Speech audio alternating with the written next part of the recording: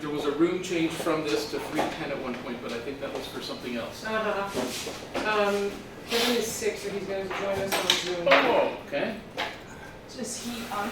No, I'll let him in, don't worry, just do your thing. Then, yeah, I should start after you intros, right? After Kevin intros them. You don't start, I'll tell you. Yeah. Needs to be there.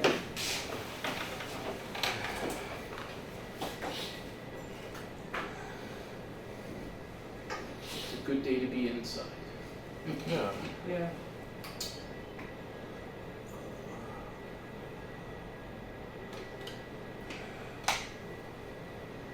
You sent me a video? I haven't pressed the, I didn't know that this was the appropriate room right now. Oh yeah, it's just, you know how sometimes tabula rasa is good Yes. for an incoming undergrad? Yeah. This guy is not tabula rasa, but you would not believe what he's doing. I'm scared, because I've seen some pretty scary video. Yeah. Remember the one He's where it ready was, for Rodolfo at this point. do you remember the video where it was an audition where you were in the bathroom? Oh, Remember that one?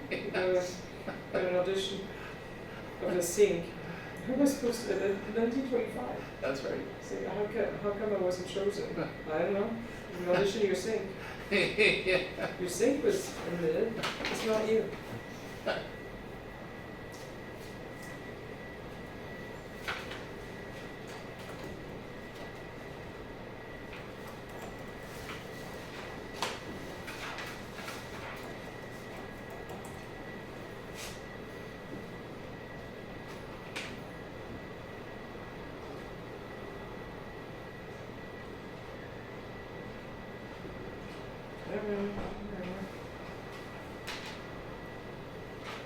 So you got the flu?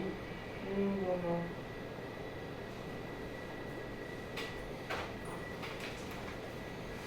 It's going around. So's COVID, apparently. Yeah,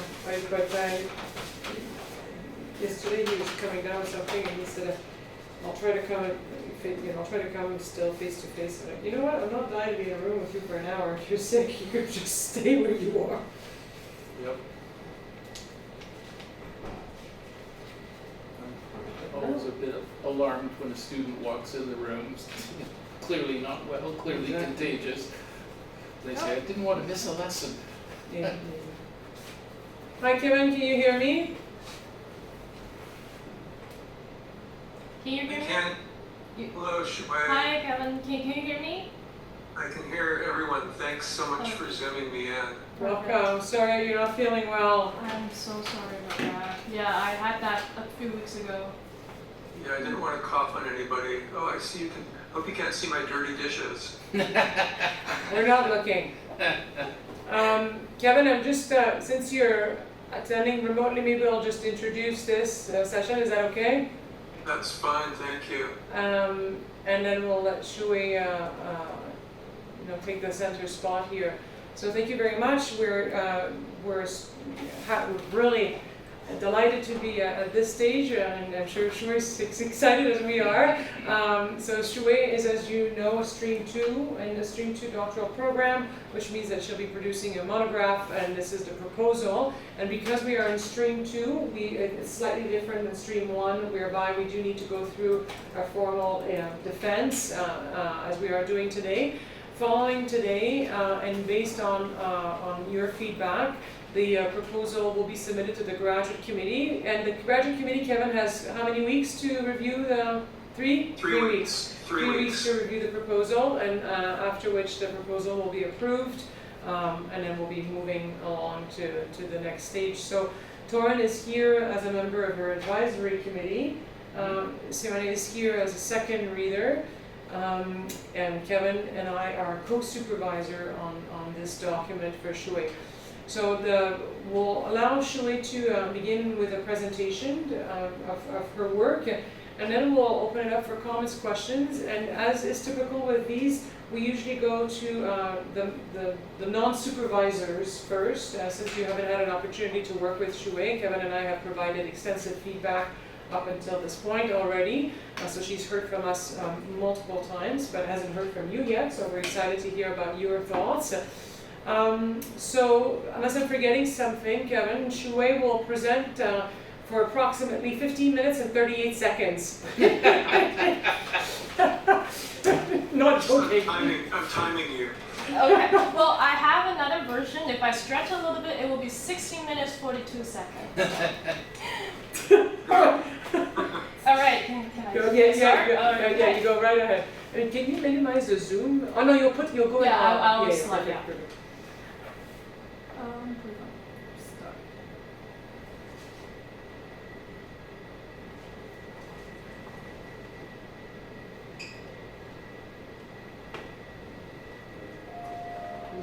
Just one more time to check out. Can you hear me? I can. Perfect. Good afternoon, everyone.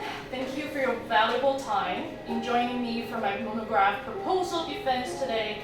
I will be presenting my proposal titled The Exotic Other in Transition, from Cinematic Reinterpretations to Modern Staging of Carmen and Madame Butterfly.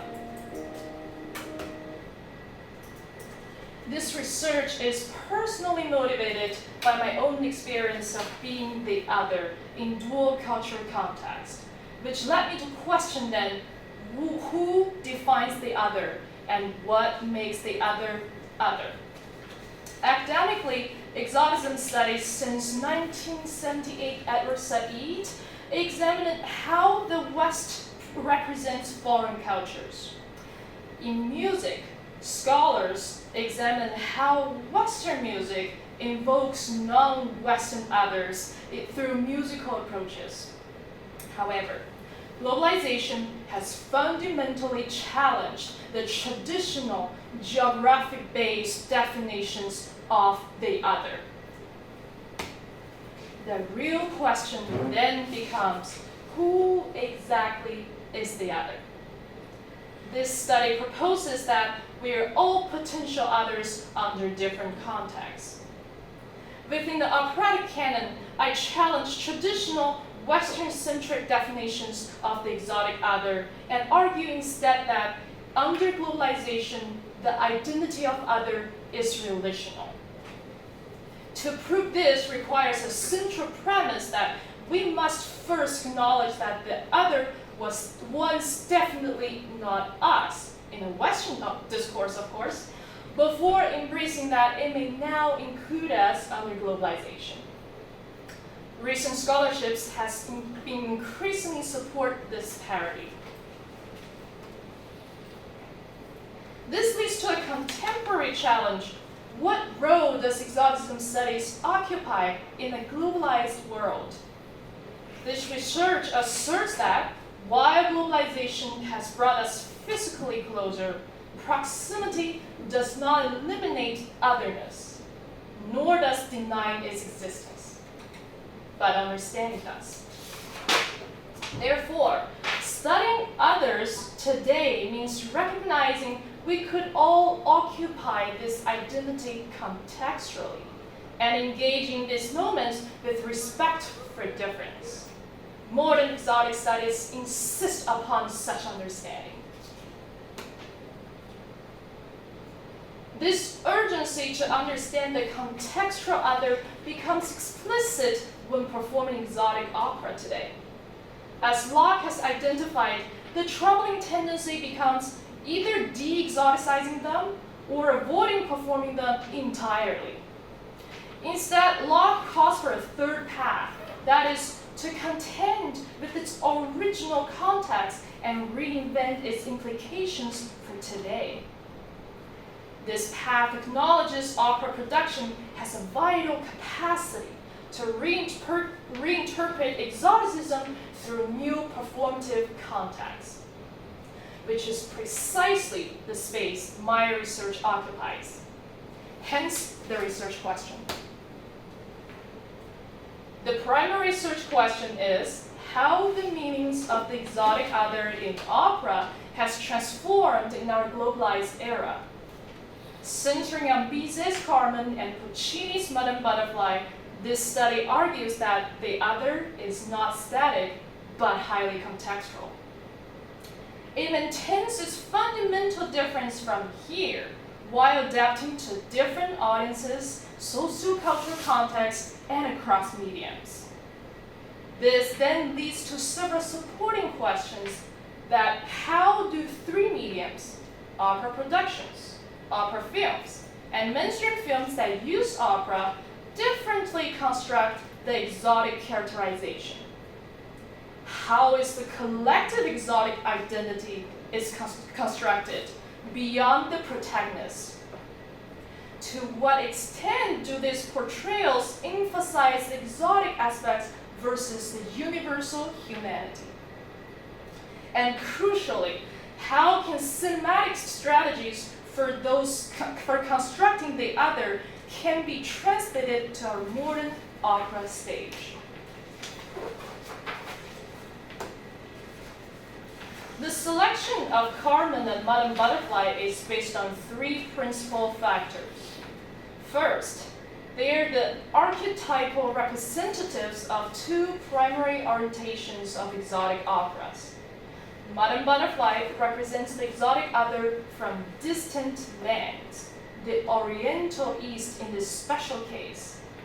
Carmen, in contrast, represents the internal other within the Western society. Second, their canonical status means they offer rich comparative materials through their frequent performances and cinematic adaptations, supported by extensive scholarly literature. Most importantly, they provide four distinct perspectives that comprehensively demonstrate the contextual nature of otherness. The Western gaze on the Oriental other through Butterfly in the West. The Asian counter-gaze on the Western exotic Orient through Butterfly in East Asia. The Western gaze on the internal other through Carmen in the West. And on the contrary, the Asian exoticization of Western others through Carmen in East Asia. The goal, therefore, is not just a case study. It aims to unearth the contextual nature of the exotic other and to develop transferable strategies for portraying it on the contemporary opera stage. To achieve this, I link my investigations to cinema. Film is crucial to this study for two key reasons. First, the long-standing interactions between opera and film shows their shared dramatic characteristics that enable a potential technical exchange. The very existence of opera film, the genre, proves this exchange is doable. Furthermore, filmmakers' repeated attempts to introduce operatic aesthetics into their films shows one successful direction of such technical exchange. The second reason is cinema's distinguishing capacity to foster the illusion of a space without limit. This cinematic realism offers an ideal contextual diversity that studies of opera productions alone cannot access. This is particularly evident when examining the reversed otherness from an East Asian perspective. Given the diverse range of sources, this research adopts a contextually responsive methodology. It remains flexible across mediums and sensitive to specific context of each case. This proposed methodology is deeply indebted to Locke's full context paradigm, which asserts that exoticism is constructed through any and all resources in an opera, enabling us to analyze how an exotic character thinks, feels, and acts to achieve a more specific characterization. It also extends Locke's model from the score to performative mediums such as opera productions and cinematic adaptations. To achieve that, it integrates and adapts methodological insights from key scholars like Citron, Zhou, Wortman, and etc. In practice, each analytical chapter applies a recurring two-step process for each case. Step 1 addresses who is the constructed other and what meanings does this identity carry. Step 2 then examines how this other is constructed through medium-specific techniques. The findings will be synthesized using comparative chart across all chapters. For opera production, this means once the curtain rises, every onstage element is open to critical evaluation, such as staging choices, costumes, vocal treatment, libretto translations, and more. For opera film, the analysis identified techniques that translate exoticism from the stage to the screen, such as camera work, editing, location, mise en scène, and so on. For mainstream films, it analyzes the narrative context, cinematography, and more importantly, the function of the selected opera as an exotic signifier. This interpret possibilities of this approach are best shown in specific examples. In the Act 1 of Madame Butterfly, the Bond's curse and the guest's collective withdrawal serve as a direct musical and dramatic illustration of the repressive power Locke associates with the Eastern religious authority. This concept is visually reinforced in Elvis Hermani's 2016 La Scala production through a vertical stage on 3 tiers. The bonds enters from the uppermost level, embodying Locke's repressive power, while the dancers on the middle tier tremble and gradually freeze into a bowed postures, echoing Locke's description of gas being drawn by a magnet into a collective submission. The significance of this proposed research is threefold. Theoretically, it advances our understanding of the contextual other in modern exoticism studies.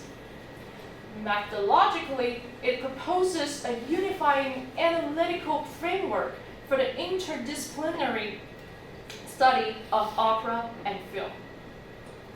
Practically, it seeks to keep exotic opera alive and meaningful in our time by providing new staging strategies and deepening performers' understanding of certain exotic character. The monograph will be structured in 4 chapters. Chapter 1 establishes the theoretical foundation through an interdisciplinary literature review. Chapter 2 offers a comparative analysis of Western and East Asian opera productions. Chapter 3 moves to the screen, examining exotic characterization first in opera films, then in mainstream film that uses opera as an exotic signifier. The conclusion thus synthesizes the findings to answer the central question that the other is not a fixed polarity, but highly contextual, whose meanings shift between Western and Eastern contexts and across different mediums. It then proposes concrete strategies to stage the other today, offering practical responses to the modern challenge exotic opera faces today. This journey would not have been possible without each of you. Taryn, your trust in me as a TA gave me growth and confidence I had never known. You trusted me to lecture on the breath management, yet patiently taught me how to pronounce the word pectoralis major. Kevin, 4 years ago I entered your office not knowing Turanian style, and struggling to pronounce the word exorcism. Yet you believed firmly in my research passion, inspiring me with Charles Rosen and your wall of books. My journey as a researcher has thus departed from your office. Simone, I first came to you unable to calm the syncopation of Schumann's Widmung. Yet you stood firmly with me through every musical challenges, from Juliet to Romeo. Your words, nothing good comes out easy, turned my fear into fuel to conquer the trickiest details, through which I am empowered to breathe with Madame Butterfly and Carmen. Sophie, if I could measure the Pacific Ocean, it would be by my tears I dropped in front of you. You had every reason to sail away and visit China if you want, but you didn't. You've held me tight from 6 years ago to today and on to tomorrow. Each of you has seen my weakest moment as the other, yet none ever laughed. You gently illuminated my otherness and turned it into strength, through which I learned to jump and fly. Thank you so very much for making me thus far. Thank you, Shui. Thank you very much. I have to say your commitment is unparalleled. Kevin, can you hear me? You're muted. I just want to know, give a moment, Shui, if you're going to grab a Phoenix. I want to know, Kevin, if you can hear me through this audio, because otherwise I'll ask maybe Shui to turn off her audio and I'll use mine to moderate the questions. No, I can hear everyone clearly. Can you hear me? Yep, perfectly fine. So let's leave it like this then. Just use mine? So, yeah, just say it like this, Shui, because you, and I'll deal with the camera. You can face Kevin for the, so we just need to, 1 second here. Kevin, I gave the opening, where are you? We can't see you. Are you able to put Kevin on the screen? On the screen? Oh God, my visage will be looming over the room.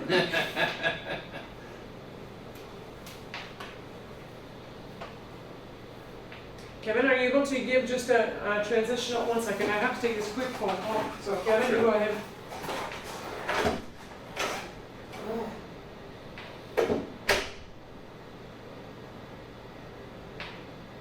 Yes.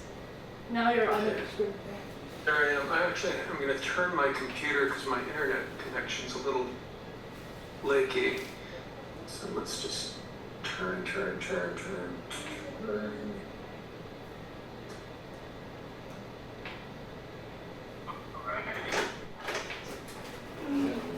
I'm back.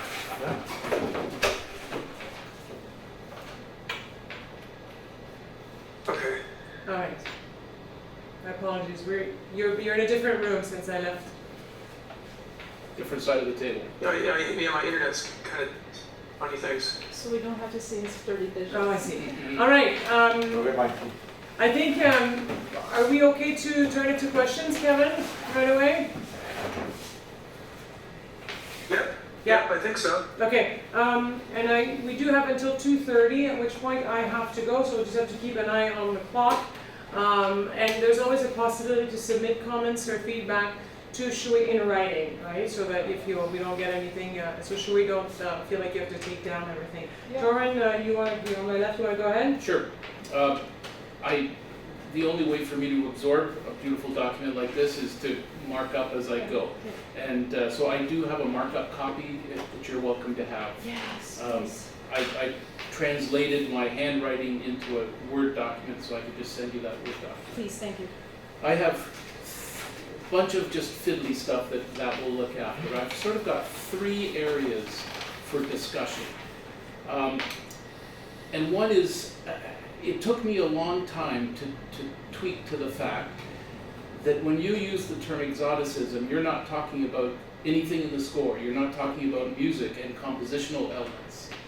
Yes. There's nothing wrong with that. Yeah. It's just that I wonder if you need to make that plain to the reader right up front, so that we don't waste time thinking tangentially when actually what you're interested in is purely the dramatological elements, Yeah. right? So it's just dramaturgy, it's not exoticism in the music. That part does occupy space in chapter 1 because Locke has fully examined those. So I'm trying to extend from his analysis of the score exoticism construction into the drama perspective. Yes. It strikes me that that's a big domain, and that you'll want to keep it pretty contained Yes, yes. in your document. And so, yeah, if you can refer to previous scholarship in a pretty concise way, that might help. Rather than trying to outline exoticism in the music of each of these scores, right? Rather than trying to do a summary of that domain, when it's really parallel to your main focus, Yeah. which is the dramaturgy. Yeah. But what if I do need some of those analysis of the score in the chapter 1 because I need those findings to parallel with my findings of the opera production and the film exotic constructions. Yep. I think, as I say, I would recommend that you keep it pretty contained. And so if you can point to really specific examples from standard sources, just citing them as examples of established scholarship Okay. in that vein. Okay. And there's another sort of other, you confuse a little bit on page 24, line 8, when you again refer to compositional elements. And so I just, again, caution to say, are you sure you want to include that? The compositional element? Yeah, you sort of tie back to it at the end.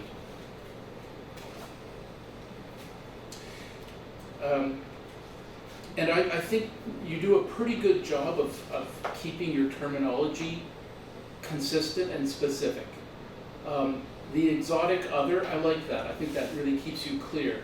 But be careful of slipping into a phrase like exoticism in opera, right? That happens a few times. Yeah, yeah. It confuses because it points to other domains, Yes. right? Yes.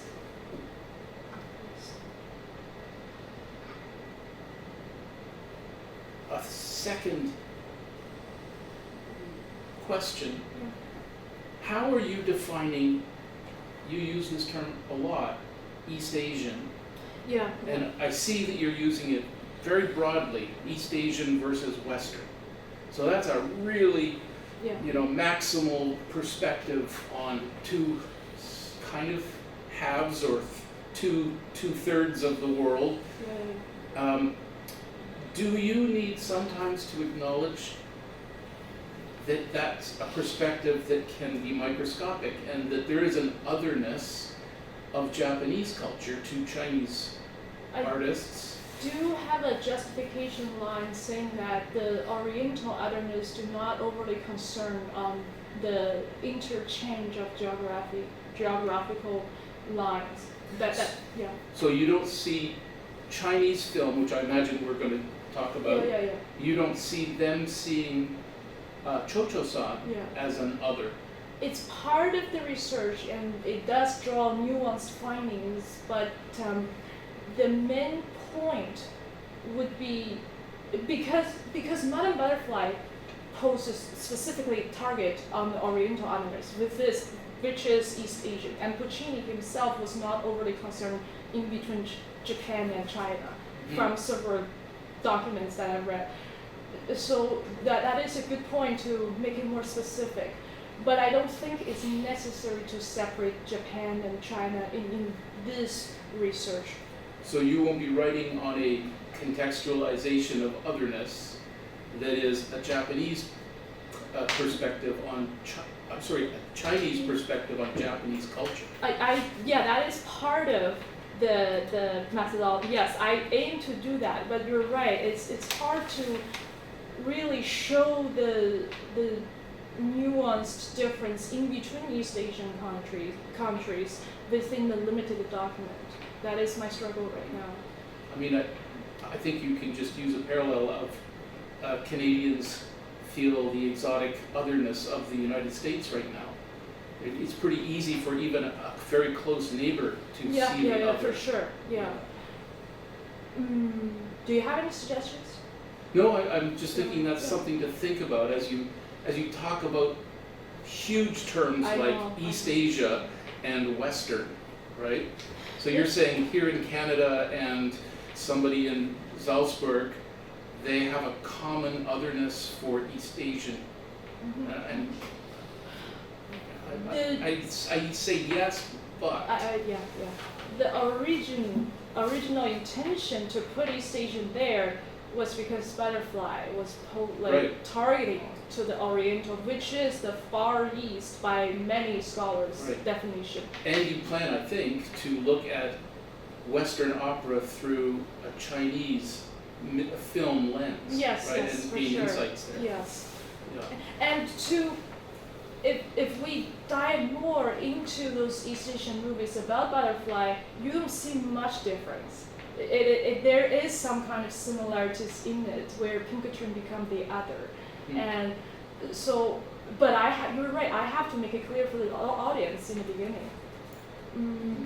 In some ways, you know, I can perceive Pinkerton as an exotic other to me because he's a pre-Second World War American Yankee Doodle Yeah. playboy. Yeah. That's exotically other That's for me. that suits my thesis entirely. That's what I'm So- getting to. So the main goal of the whole thesis is not to get overly concerned about the interchange of the countries and boundaries, but to reveal a kind of complexity of the otherness. That even I could even say that even within Japan and China, the way that they approach Churchism is different, and even within the West, between Italy and the United States production, they portray Pinkerton in a different way. So this is kind of what I'm getting at, that Yeah. your monolithic statement of East Asia versus West, in some ways it is at odds with your idea of contextualizing, which I really like. Then I can put that as a limitation, research limitation in the beginning. I would think of it, you know, more as a kind of infinite focal adjustment for context. You can zoom in, you can zoom out. But because of the size of the document, I have to maintain the distance with that. So therefore, I have to use a term which is kind of big like East Asian. So I think you would just say that. But then From that's- this monolithic perspective Yeah. and context, Yeah. here are the others. But if I zoom the Yeah, context in, or the yeah. perspective Yeah. in, I have a different other context. But isn't that a limitation itself? I think it strengthens your argument for contextualized otherness. Yeah. But what I was sort of getting at is that you didn't pursue that fully. Yeah. Here's my last monkey wrench into the works. There are two ism words that I do not read. I even did a search in your document, and I'm surprised. One is racism. Okay. Isn't that an extreme force of othering? And isn't it responsible for, you know, the perspective of exotic other, and maybe for some of the problematic realizations of the exotic other? Yeah. Does And- Othello really need to be Amour?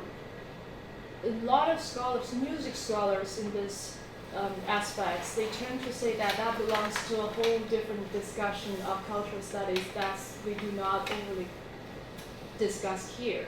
And I do tend to use the word stereotype than racism because there is a difference between the two. Racism means that they mean to hurt others. Puccini didn't. Puccini just didn't know better. So, is Gilbert really not racist with Mikado? Yeah, people could ask that question. But then, if you really go into that, racism itself is also contextual. Yeah. The person who, yeah, You might get an argument from some people on that. the racism one. It's contextual, yeah. Yeah.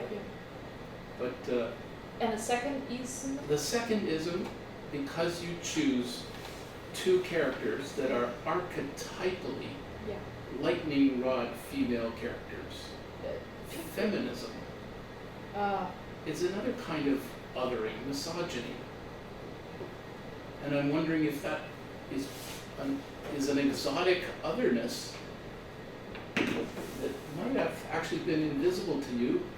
You know, imagine a early 20th century male writing this opera. I think the femininity of these characters is part of the otherness. Why? That's a really big question. Yeah. Right? The way a man or men at that time look on a Carmen and a butterfly Yeah. I think is also a manifestation of exotic otherness. And I would think that that would be part of portrayal in film. And I think there would be insights to be gleaned that could impact staging, which is, you know, the point of your research question. Yeah.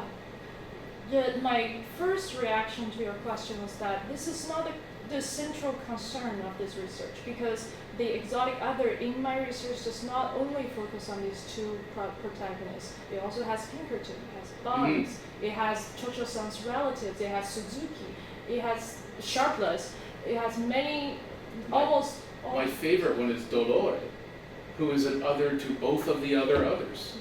He'll never be Japanese and he will never be American, and his cad of a father rips him out of that home and takes him to the other. And that is part of the research as well. It's in fact in Japanese productions of Butterfly, they focus a lot on the son. Some of them even introduced an adult actor to play the son. really? Yes. So their feminism is not does not occupy a center space of my research. And I think overly concerned that might distract the readers and distract myself.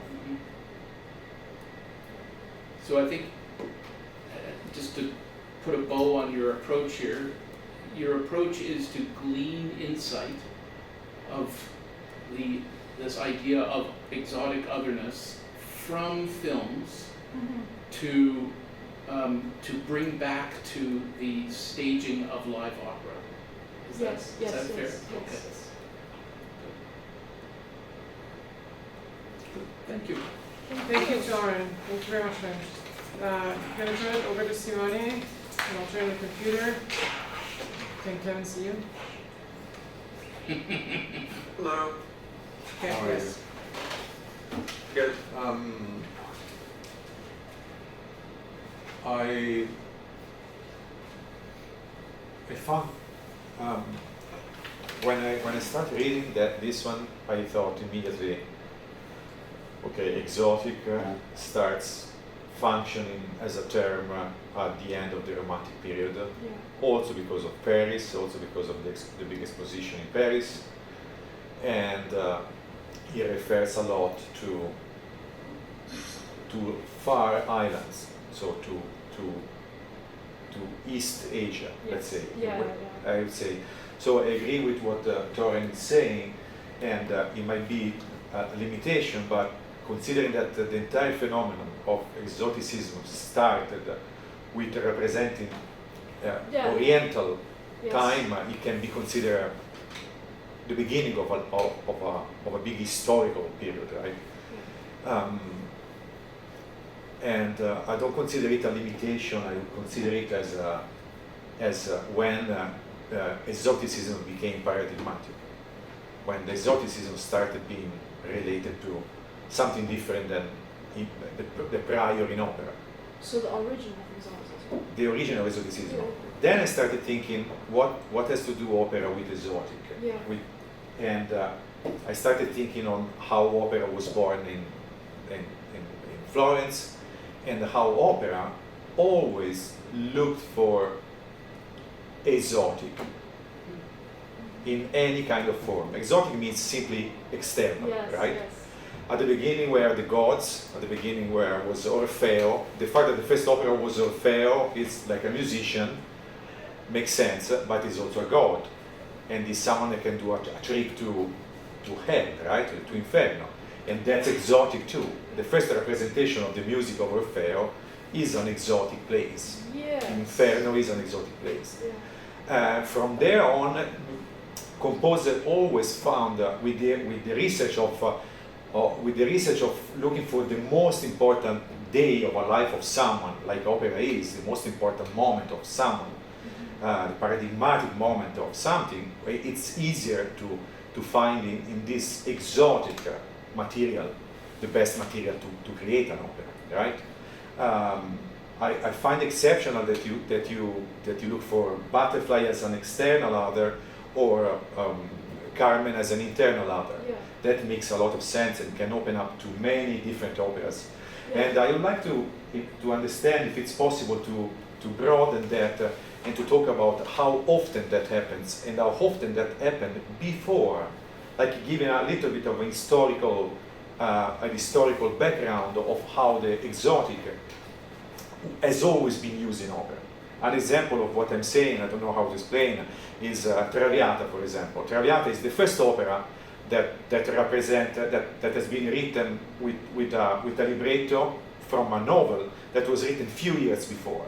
Yeah. Otherwise, everything else was historical. Yeah. Traviata is completely, the protagonist of Traviata is a completely exotic couple. Violetta is a prostitute. Violetta can love in a different way than everybody else in the salon in Paris. Yeah. And Alfredo is an exotic character because from the point of view of his father, Alfredo should just go to prostitutes and not marry one, because that is what everybody in that salon was doing. Yeah. And it's very exotic to say, I want to fall in love and I want to keep going that life. And that gives a possibility to Verdi to speak about something that is related to the society, but from an external point of view, from an exotic point of view. It doesn't become a critique of the society. Everybody sees we are all there in this problem, but we are not seeing it, but we are seeing it like a chorus, an external chorus, right? Yeah. What I want to say is that musicians have always looked for this exotic in this way. Yeah. And I would like to see if it's possible to put the stream of exoticism in a bigger background that orchestra has always created. I think that it might be worth it to evaluate if there can be an historical evolution to that. Yes. And I would like also to understand, I understand the composition side, the composition side, the musical themes, that is a completely different thing, and it too easily goes to pentatonic scale versus Western harmony, and it's difficult. And so I totally agree with Torin to try to leave it as far as possible outside the problem. But I would like to understand from the composer's point of view, because the composers are the one who created the first dramaturgy. Yes. I'd like to understand and to clarify their point of view. Yeah. And how they started developing this otherness. I think that the real genius is here, were them. Sorry, what's that? The real genius here was Bizet on one side and Puccini the other one.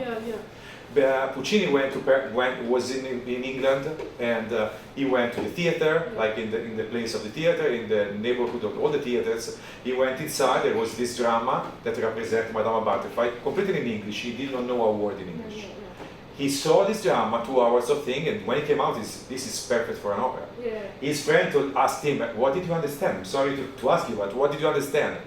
Come on, it's so obvious. I can make an opera out of it. His sensitivity was beyond the possibility of many others to develop that. Exactly. And made everybody other in that opera. That's what he created. So I'm speaking about that, and I'm speaking about the fact that we should also acknowledge that Butterfly had various versions. Yes. And even if it's not compositively or musically, Yeah. I would say that the traveling through the different versions. By the way, they are all in IMSLP. You can download them. It's very easy to find them and to find the recording on Yeah. them. And there are many studies about that. We can understand how he approached the problem and to creating this opera as it is now. Yeah. And he created many more points of view of otherness Exactly. from the first one. Yes. I read the first one. I read the first version. I read it at the piano. It's extremely racist. Yeah. It's absolutely racist. Yeah. There are so many comments about Yeah. so many racist comment about the Japanese habits, and I'm sure that Puccini. I don't know. Yeah. Puccini did not clean them up because the public did not like it. I'm sure that there is something deeper in that, and he wanted to focus on otherness in a different way. Yeah. And both Pinkerton and Madame Butterfly are other in this way. Yeah. Sharpless is telling Pinkerton, "Why do you want to marry her? I'm cheering to your American family. I am cheering. I hope that you put some sense in your mind and you go back to U.S." Yes. And it says that. So it is a very strange guy, Pinkerton, for staying there. And Madame Butterfly is a very strange girl, Yeah. because it was typical at the time to have an affair with an American guy who could bring some money. Yeah. And all the part of the family, all the cousins of Butterfly are saying in the chorus that often is got, oh well, Goro proposed that guy to me too, but I didn't want him. Right? And they are showing Madame Butterfly, maybe it's not the right choice for you. But the typical thing was not to fall in love and to break with the Japanese tradition, as Butterfly does, Yeah. in deciding to become Christian. Mm-hmm. That is the problem. Yeah. I was reviewing in the past days what happened, and in the moment where now we say in Butterfly, "Amore mio," there is a beautiful ta-ta-ta. In that scene, this "Amore mio" is a loving gesture for Pinkerton, and in the first writing of the opera, that is the moment where Butterfly takes all the little statues of Japanese god and throw them away, Yes. like curtsing them. Mm-hmm. And the Puccini changed completely that, because maybe he might have thought that was too much. But at that point, everybody started thinking that Butterfly is someone external, Yeah. someone from outside. Yeah. And Puccini made it grow up all the time in this way. And Bizet knew the same thing for Carmen. We can speak about the same. So I would like to try in this, not to make easier the life of the directors of today, but sometimes they should start from the real source, and to understand that those great dramaturgical people already made the choice of showing what you said, that otherness is everybody. Yeah. And nobody invented that but them. And I believe deeply that we need to defend that, way beyond to have so many little things, or to avoid these operas. For example, now there is a big problem of avoiding these operas, because we don't know anymore, as you said in your study, they don't know how to represent the exotic now. And they're afraid of racism. And they are afraid of racism. And they are afraid of that. I worry that if I introduce the term racism into it, it become a whole different thesis. But I was thinking of that. I was struggling with myself. Should I use that term? Then I would have a whole different section talking about what is racism, why is that racist, and all that. Isn't, though, a possible application of your research helping directors, dramaturgs, find a path to present some repertoire that needs its racism or exotic racism contextualized in such a way that it could be acceptable to public performance? But my key central question is to review the contextual nature, not. So if say a Mikado, if you can come up with a way of seeing contextualizations that allow a an experience of that play Uh-huh. to have its racism or exotic otherness contextualized, then maybe it's possible to do a Mikado again. Or, you know, maybe Othello is another good example. But I just don't know whether that is a direction manageable to go. You hint at that being a possible conclusion Yeah. or a possible application of your research at the end, which is why I point to it. But then I'm introducing new terms in conclusion. Well, you hint at the fact at the end that the result of your research will give, I think you call it a toolbox for dramaturgs Yeah. to present the otherness in a very contextualized way. And to me that says, oh, she means she wants to help them present repertoire that's problematic in terms of racism. Yeah. Or, sorry. Am I allowed to speak? Yes. Or perceived racism. Perceived racism, yeah. Yes. Context. If one of your goals is to help Yeah. to develop the dramaturgy, Yeah. now we need to acknowledge that there is a problem in showing these operas. There is a problem in showing Carmen as a G word that we should not use, Mhm. right? And there is a problem in showing Madama Butterfly and what happened. Yeah. And I participated to the production for any reason, for both sides. I participated to the production in January, and we were all scared. Then in Pinkerton area, the public would boo because it's It the happens. American anthem. Yeah. And he said, "Oh, now, what happens now if everybody started talking about against Trump because Puccini put in music the American anthem?" Yeah. Right? So now the That's another risk. now it's another problem. Now the directors have problems in doing that. Mhm. The director had problem in casting these operas too, and to deciding how to approach it. For me, the only advice that I give you is that I don't think that the musicians were racist, the composers. I think that in their big knowledge of the sensitivity of the world, they did something something opposite of racism. So Yeah. if you start from the real source, there is an answer in that. There is nothing racist in Gauguin painting exotic Tahiti. What he wanted to show to everybody is that life here is different than the complicated life in Europe, and they have a bigger sense of what life is. And I'm sure that Puccini says that many times when Butterfly is repeating the bridge of the sky is a bridge all the time. He's speaking about a religion that Butterfly has. And he's not speaking about Butterfly is not a religious person. He's criticizing the Catholics that are in Lucca that don't know how to be religious.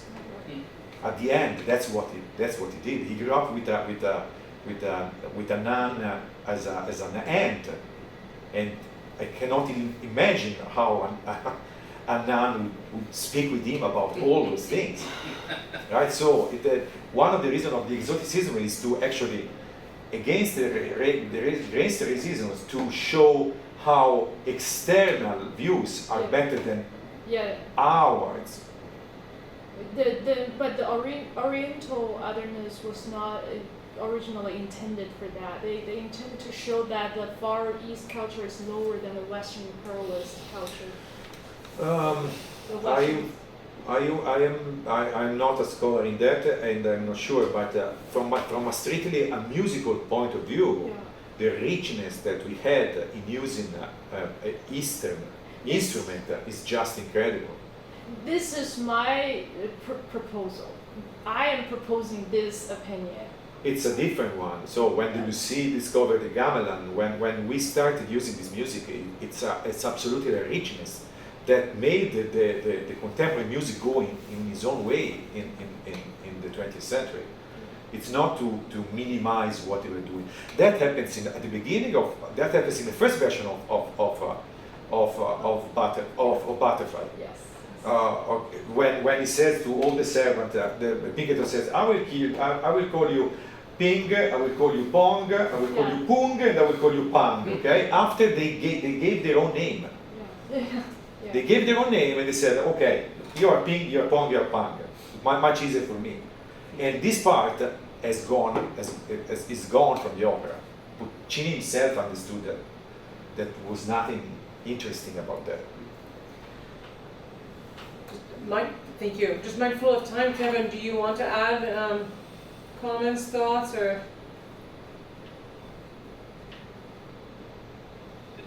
So I see that we have a hard stop at the half hour, is that correct? I do. If you wanted to continue, you're welcome to do that, but I do. Me too. And Torin does too. And Me so, too. yes, we have a hard stop. Okay. But I can stay then if you have I will time. be quick then. I mean, yeah, I've read. I'm sorry, I mean, didn't I hear can that. stay. I have time after this if you have time. I can stay in this Zoom. It's a big delay, just wait.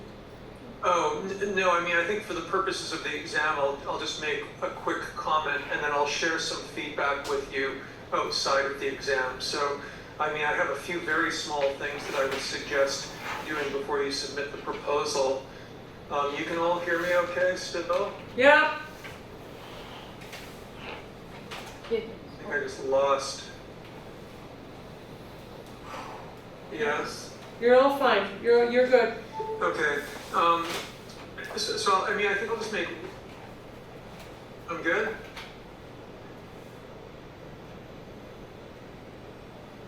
Okay. I'll make one quick comment then. So Shui, the concept of otherness has always rested on a kind of a division, right? Self, other, inside, outside, Yeah. east, west. Yeah. It's always been kind of formulated that way. You're sort of repositioning this concept. You say that you're kind of dealing with it in a globalized time where everyone is potentially another. Yeah. And so that's sort of an important idea for your thesis. And so I guess my comment is that in any sort of work like this, where you're kind of taking a concept like that and repositioning it in a way, you need to be really careful not to reinforce the sort of basic categories that you're challenging. And so this has come up a little bit in the discussion around the word exotic. And you know, this is something that I'll sort of be observing as we go on. I mean, if I had control over the English language, which sadly I don't,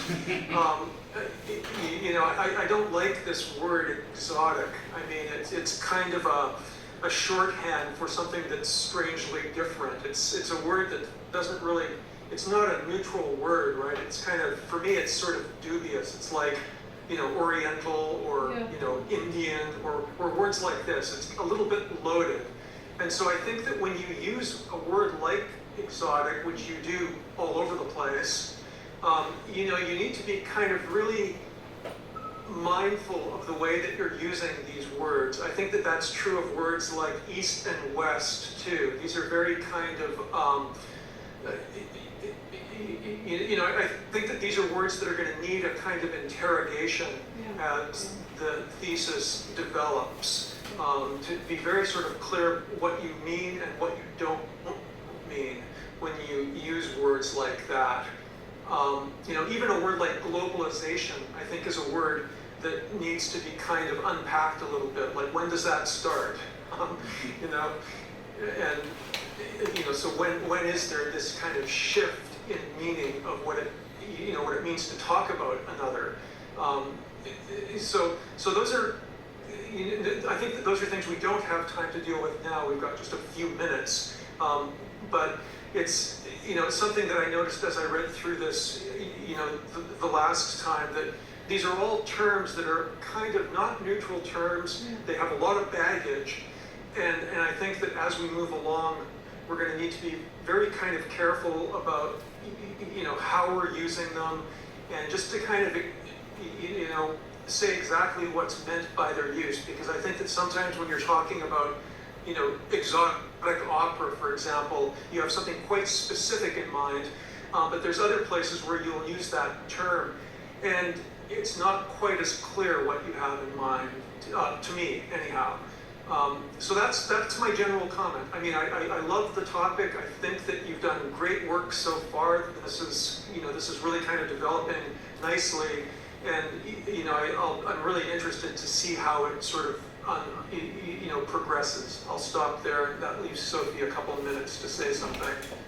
Well, really we're coming out of time, and maybe we need to wrap it up about process here, Kevin. Like what we think, in the comments that I've heard today, I'm not hearing necessarily concerns with structure or major things.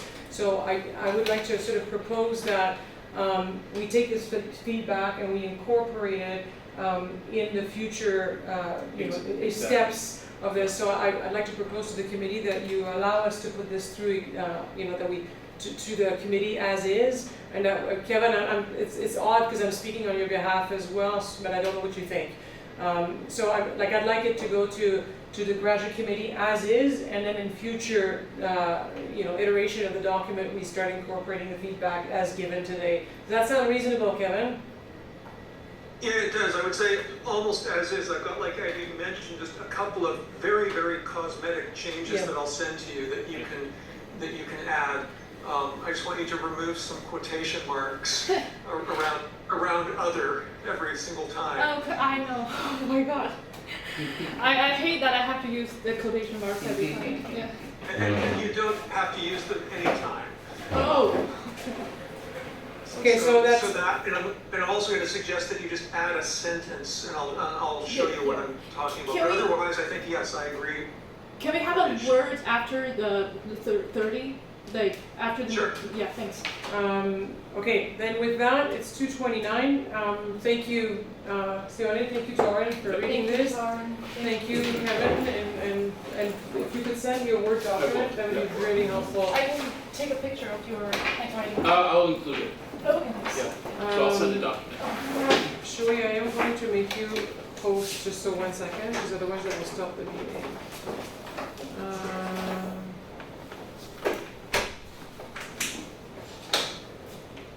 Did you accept can you accept or are you automatically host now? I think I am.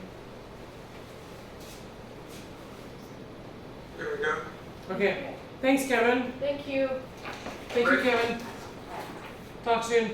I'll talk later. Okay, bye-bye. Nice, Shui. Good job. Very, very good job. Congratulations. And we'll talk later. Yeah. You can call me whenever you want. Yeah, I'll text you and then we can talk. Okay. Is the room empty now? Yeah. Almost. You can almost say everything. Bye. Bye. All right. More comments. More. Yeah. So I mean, not too many. So I think that you can get rid of all those quotation marks whenever there's other or otherness. You don't need them at all. At all. Like not a single time. No, like when you look at work that deals with the other, it just capitalizes, sort of throws it into, that provides the emphasis, and everybody kind of knows what you're talking about. Okay. So you don't need to use quotation marks. Yeah. That's one thing. And I So realized that I forgot to remove the quotations, direct quotations from one scholar, but I cited 3. I forgot to remove that. Right. Yeah, but I will do that. We can fix that. Yeah. The sentence that I was going to suggest that you add is maybe at the bottom of page 3. Okay. And so you say that this study proposes that we are all potential others, depending on nuance, etc. And so I feel like that's the proposal, and so what's missing for me is kind of the second half of that. You're proposing that in order to explore the implications of this for the production and understanding of exotic operas. So that's the kind of second half that I think is sort of, you know, you're not just kind of saying that we're all potential others, but you have an application in mind. You're saying that in order to actually explore the implications of that idea for the production and understanding of exotic operas. Yes. So that's it. You can sort of fit that in however you like, but I think that that's an important thing for you to say at the beginning. Yeah. I start to question myself on doing that as I'm writing now in chapter 2. Like, do I really want to give suggestions, or do I want to just review what these people are doing and leave that decision for directors themselves? I think that even just in looking at what others are doing, you are sort of exploring. Yeah, but in the conclusion, should I just generalize all the findings and say that, oh, directors should do 1, 2, 3, or I just say director 1? No, I don't think you should sort of be prescriptive of. I think that the idea of doing case studies at these two operas and the ways that they've been treated, that's going to suggest possibilities. Yeah. So it's not like there's this kind of, absolute list of things. Yeah. But these, your exploration of this issue is going to kind of present possibilities. And there's many other ones that it won't present, but you'll be showing through the lens of Carmen and Madame Butterfly. This is what happens when you kind of rethink this concept of the other as being sort of really radically relational. And when you do that, it kind of opens up questions around interpretation and production, and these are some ways that people have dealt with that, and so I think that that's all I mean by exploring the implications. I mean, it's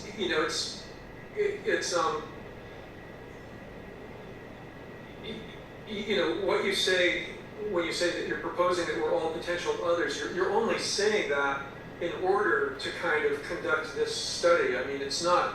It's sort of the precondition. It's the kind of idea that underlies the study. But I think it's important to kind of say what the study is. It's going to be this kind of an exploration that shows,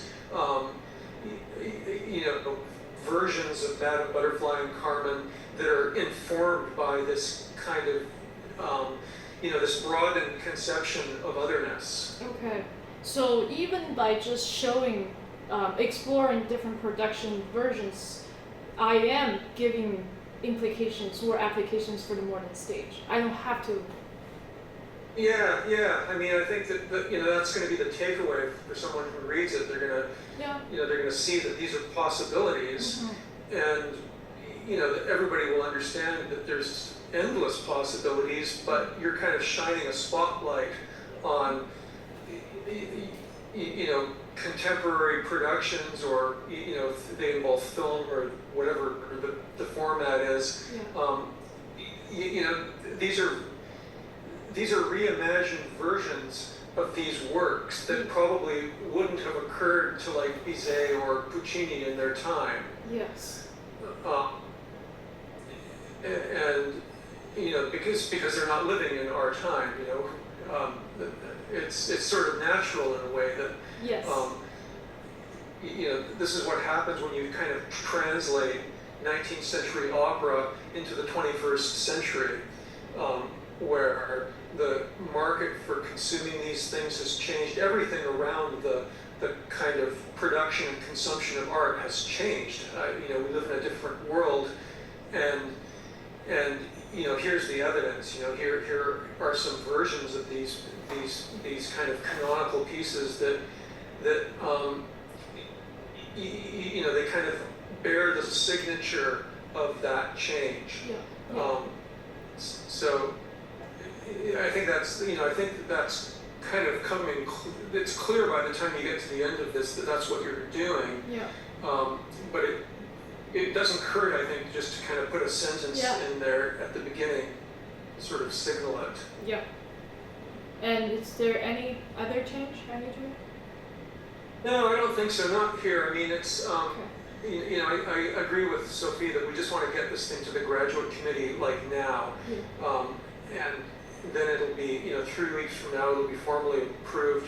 Then the real work begins. I honestly, I already finished chapter 1 and the second half of chapter 2, and that's why I have so many questions beyond this just proposal. For example, Yeah. So. my chapter 1 right now is 25,000 words. I'm not going to turn that to you because I don't want to add that much work on your reading load, but I don't know how to turn them down, and especially when Taryn and you giving me suggestion that I should make it explicit on those big words, I get a kind of panic that it's already that much words. How do I add more stuff and introduce more terms into this already big document? I mean, a lot of these kinds of, that comment that I made, this doesn't necessarily mean you have to add sections to the topic. These are things that can be dealt with actually quite contextually as the document unfolds. When if you say, you say this on page 5, the urgency to understand the contextual other becomes explicit when performing exotic operas today. Yeah. In a place, and this is just an example, I'm not even saying you need to do anything here, but somebody might wonder what you mean by exotic operas. You can just put a footnote in and say, for example, this is what I mean. These operas are. So I mean, some of these things can be dealt with very, very simply in that way. Oh, okay. And in other places where I wonder whether you should be using a certain word, I mean, the solution might just be not to use it. Okay. Right? Just to find a different way of saying kind of the same thing. That's how I am trying to avoid using the word racism, because I think it opens up a whole different discussion. Yeah, I mean, I agree. You don't want to make this a thesis necessarily about racism, but again, there could be moments in the thesis where maybe I have no idea yet because we're early still, but maybe there's some production that kind of deals with something in a way that's just obviously sort of thematizing race. Yeah. And you can just kind of deal with that quickly. It's just in the context of that production. You can say how, you can say what the issues are and how they involve race, and then just keep moving on. So you've got your kind of central focus, but you can refer kind of gesturally as you're moving through the document as needed, right? It doesn't necessarily mean a big detour. It just might mean mentioning something. Because every time I hear such thing, I feel like it's a detour. Yes, it's good to know it's not. Yeah, I mean, because the concept of otherness is something that kind of comes out of racism. I mean, Said's not the first person to talk about otherness. The first place where that I can think of, I mean, you can go back into Hegel in 19th century German philosophy. He does talk about self and other. Yes. But in the 20th century, there's a French political sort of philosopher named Frantz Fanon. And Fanon wrote this book called Peau Noire, Masque Blanc. What is it? It's like black skin and white masks in 1952. And it's it's all about otherness, and it's very explicitly linked to race. And this work was very influential on Said, not so much in Orientalism, but in other works. So I mean, there's obviously a connection between race and otherness. Yes. and there's sort of implicitly a connection between race and exoticism, I would say. But you don't have to go there. I mean, I don't, it brings a different kind of an emphasis. Exactly. And I don't think you have to go there. Okay. So that's the term.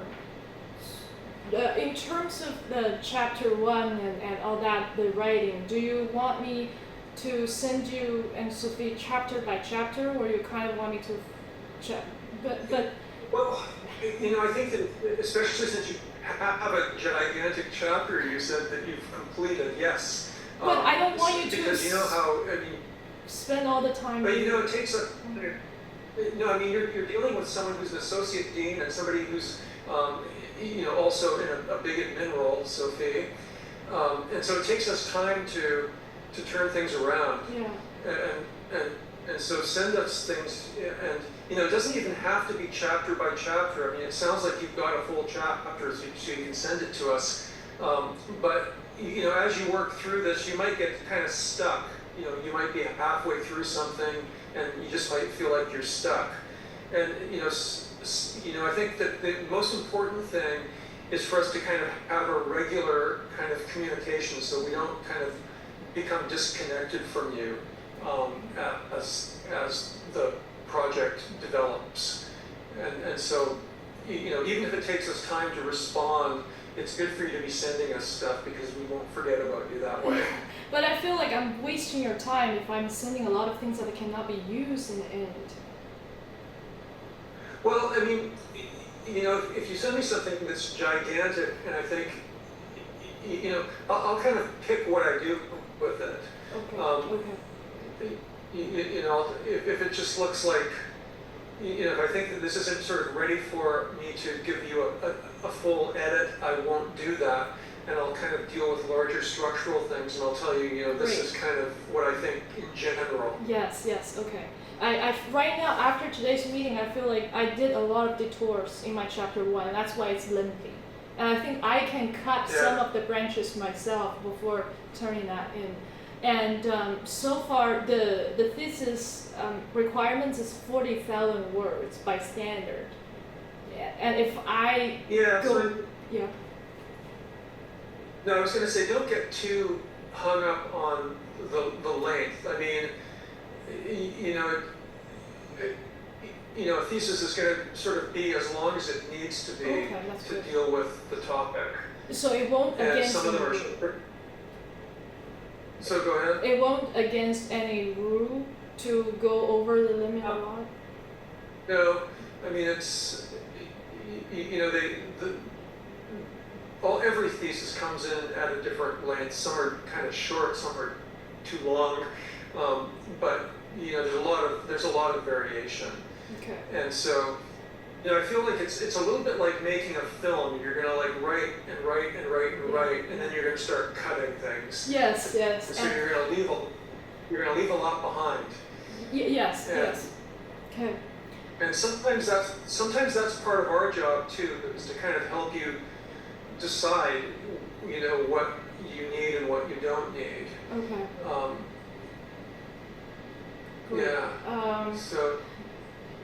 And also for the case studies in chapter 2 and 3, do I have to maintain the same number for one opera from each side? Let's say Western Carmen 2 cases and Eastern Carmen 2 cases, or it doesn't have? No, I think that it doesn't have to be. I mean, I think it's more important just to choose examples that really kind of illustrate the points that you're trying to make. Yeah, okay. And, and you kind of have to depend on what there is to choose from. And so it might mean that you have to find two things for something, but there may be one thing that actually does it all for you on the other side. So it's more important to pick kind of good examples than to pick lots of examples. Yes. But do you think like one example to stand for one side is sufficient enough, or at least need to be more than one? Well, it depends on the example. It might be, you know, it just depends. Okay. Yeah. One last question. Well, two last. Sorry. Do you have to go at a certain time? Gotta go in 10 minutes. Okay. And that's the most important one. So for the pictures and videos, some of the videos that I get it from online, and some people just have the membership of certain channel and they post it, and I can see that. It's I do not own that copy. How do I cite this? Yeah, so that's a good question. I mean, you know, we might need to send you to Western Libraries has a copyright office where you can ask questions around use of sort of fair use of you know everything, you know, scores, media, etc. Okay. One of the problems with YouTube Yeah. is just trying to kind of future-proof your research, right? Because you don't know how long those links are going to work. I download some of them. So I own that. But I mean, video. what do you? Well, so I'm just thinking when your thesis is finished and you've uploaded it and you have links in there, I mean, how long are those links gonna last? Can I download them and can I upload them I myself? think you froze on me.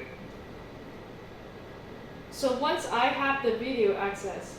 Yeah, so you have to like maintain. Hello? Yeah, so if you're using copyrighted, can you hear me still? Yes. My internet's kind of dying a little bit. I can. Yeah, you can hear. So if you're, I think that before we get there, we should just make sure whether you can actually use, you know, copyrighted, you know, film or you know, video content. We need to kind of understand what will be permitted before you start thinking about hosting it yourself on some private server. Yeah, exactly. It's if you go by how they possessed it, it is legal though. They have the membership and they got that video, and I can say that my friend shared it with me. But yeah, I need to double check on that because I'm writing on those. I mean, I think, and look at how other scholars do that. I mean, I think in some cases they'll use like video stills, and they might provide some kind of a timestamp for where in the, you know, where in the, you know, so that could be a workaround if we want to avoid having to use live links. Yeah, that's all I need. All I need is just to show a few screenshots of the video. I don't need the live video at all. Yeah. Oh, okay, so that's, yeah. Okay, so, yeah, then I think we're okay. We'll have to consult Chicago Manual or something to see what a good way of citing that is. So it's not against, it's not illegal. No, I think that if you're just using frames, like, you know, still frames from video, I think that that's allowed. I thought you were actually talking about a link that would actually play the video. No. All I need is just to show that this scene looks like that. Just screenshot. Yeah. I don't think that's going to be a problem. Okay. So you need to figure out the proper way to cite it. Even though I don't think you need. Yeah. I think it would probably fall under fair use for just isolated screenshots. Nice, because I was so worried. I would worry that because the source was not kind of legal, so good to know. Yeah, I mean, if you're just using screenshots, I mean,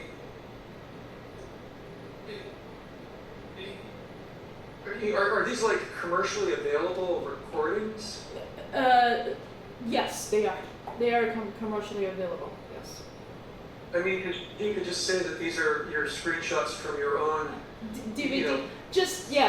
Just one case that it's only available from like a Japanese TV channel, like online membership, but I do not own that membership. Some other Chinese did, and he downloaded that video and shared it in the Chinese community, and I got to see it.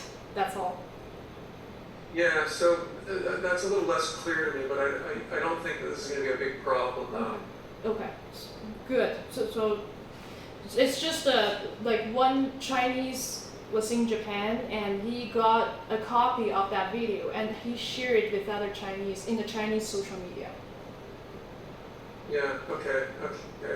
Yeah, so we'll deal with this as we need to. I don't think this is going to be a huge, it's not something for you to get too hung up with right now. Okay, all right. I'm done with all my questions and thank you so very much. All right, good job, Shui. Thank you. Achieved a important moment here. All right, thank you. Have a nice day. See you. Bye.